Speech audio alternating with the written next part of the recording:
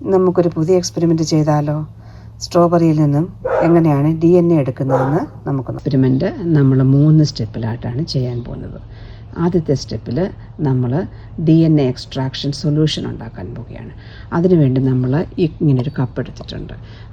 ഈ കപ്പിലാണ് നമ്മൾ ഇത് ഉണ്ടാക്കാൻ പോകുന്നത്. ഇതിനു വേണ്ടി നമുക്ക് ഒരു 1/2 കപ്പ് വെള്ളം വേണം, പിന്നെ 1 ടീസ്പൂണ് ഡിഷ് സോപ്പ് വേണം, പിന്നെ ഒരു 1/2 ടീസ്പൂണ് സോൾട്ട് വേണം. നമ്മുടെ വീട്ടിലുള്ള ഏതെങ്കിലും ഡിഷ് സോപ്പ് ഉപയോഗിച്ചാൽ മതി.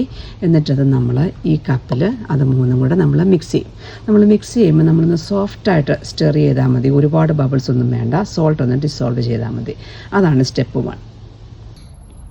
ഇനി രണ്ടാമത്തെ സ്റ്റെപ്പിൽ നമുക്ക് ഒരു 2 അല്ലെങ്കിൽ 3 സ്ട്രോബെറി എടുത്തിട്ട് അതൊരു സിപ്ലോക്ക് ബാഗിലേക്ക് എടുക്കുക. അതിനുശേഷം നമുക്ക് നല്ലപോലെ അതൊന്ന് തറവായിട്ട് നല്ലപോലെ അത് മാഷ് ചെയ്തെടുക്കണം. അതൊരു 1 മിനിറ്റോ 2 മിനിറ്റോ വല്ലതും നമുക്കത് മാഷ് ചെയ്തെടുക്കണം. അങ്ങനെ എടുത്തതിന് ശേഷം നേരത്തെ തയ്യാറാക്കി വെച്ചിരുന്ന എക്സ്ട്രാക്ഷൻ സൊല്യൂഷൻ ഉണ്ടല്ലോ സ്റ്റെപ്പ് 1, അതിൽ നിന്നൊരു 2 ടേബിൾ സ്പൂണ് ഈ സിപ്ലോക്ക് ബാഗിലേക്ക് ഒഴിച്ചിട്ട് അത് വീണ്ടും നല്ലപോലെ ഒന്ന് മിക്സ് ചെയ്യണം. 1 മിനിറ്റ് വല്ലതും ഒന്ന് മിക്സ് ചെയ്ത് തറവായിട്ട് മിക്സ് ചെയ്തെടുക്കണം. എന്നിട്ട് ഞാനിവിടെ ഒരു കപ്പ് എടുത്ത് റെഡിയാക്കി വെച്ചിട്ടുണ്ട്. ഈ കപ്പിനകത്ത് ഒരു കോഫി ഫിൽറ്റർ പേപ്പറാണ് ഉപയോഗിച്ചിരിക്കുന്നത്.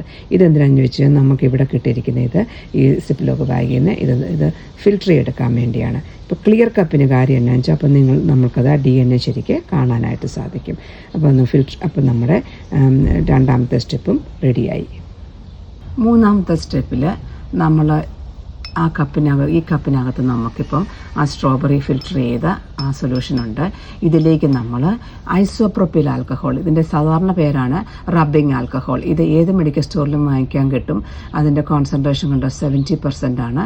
ആ ആൽക്കഹോൾ ഇതിലേക്ക് ഒഴിക്കണം. പക്ഷെ ഒഴിക്കുന്നതിന് മുമ്പ് ഞാൻ ഈ ആൽക്കഹോൾ ഒരു 1/2 hour, ഒരു 30 minutes ഞാനത് ഫ്രീസറിൽ വെച്ച് തണുപ്പിച്ചിരുന്നു. അപ്പോൾ കോൾഡ് ഐസോപ്രോപ്പിൽ ആൽക്കഹോൾ അല്ലെങ്കിൽ റബ്ബിംഗ് ആൽക്കഹോൾ ഉപയോഗിക്കുന്നതാണ് നല്ലത്. അപ്പോൾ നമ്മൾ ഇതിലേക്ക് ഇങ്ങനെ ഒഴിച്ചു കഴിയുമ്പോൾ അതിനൊരു ഇൻ്റർഫേസ് പോലെ ഉണ്ടാകും. അവിടെ നമുക്ക് ഈ DNA പ്രിസിപ്പിറ്റേറ്റ് ചെയ്യും.